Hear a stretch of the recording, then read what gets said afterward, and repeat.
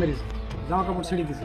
পরবর্তীতে ফের ঘুরে এসে ওরা ফের দল গুছিয়ে এসে আওয়ামী লীগের দোসররা সব দল গুছিয়ে এসে অফিস ভাঙচুর করে। মোহন, রুবেল, সামাদুল, তারপরে রাজীব, সবুজ, তারপরে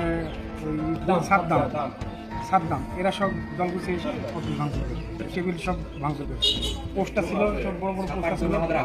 হ্যাঁ, আমাদের 7-8 জনকে মেরেছে, মেরে তারপর চলে গেছে।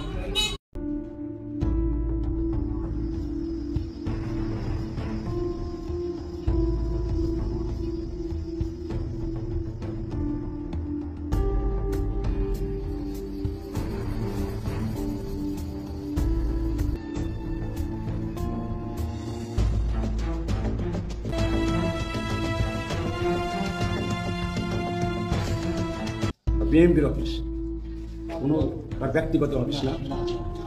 এই অফিসটাকে ভাঙচুর করা হলো বা আমেরিকারা করলে ভাঙচুর।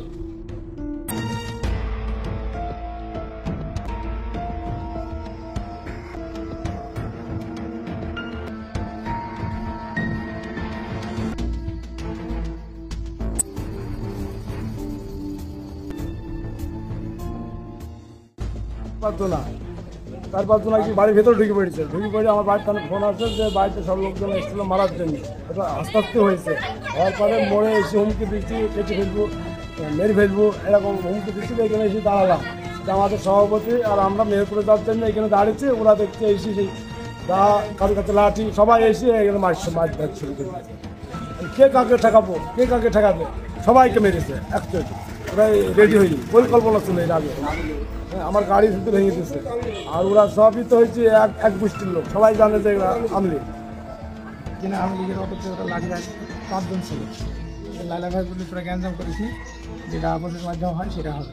গ্যাঞ্জাম ওই যে মিটিংয়ে গিয়েছিল, এই ওদের রাগ, মিটিংয়ে আসার পরে এই জন্য রাগ। তো এইখানে বেরিয়ে লালা ভাইকে চক্করতে ঢের মারতে লেগেছে। মারার পর আমরা ঠেকেছি, প্রথম টানতে মারিনি, তারপর পরে লাঠি দা নিয়ে এসে দেখেন আমাদের মেরেছে, পায়ে মেরেছে, চটপটকে মেরে এসে অফিস ভেঙে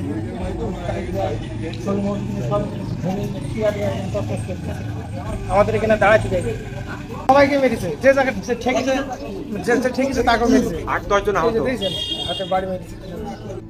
তারা গণ্য কমিটির বেড়াইছে যে আমার মাইর যাওয়া গ্যাঞ্জাম করার জন্য। তারা এখনো গ্যাঞ্জাম পাকানোর জন্য চেষ্টা।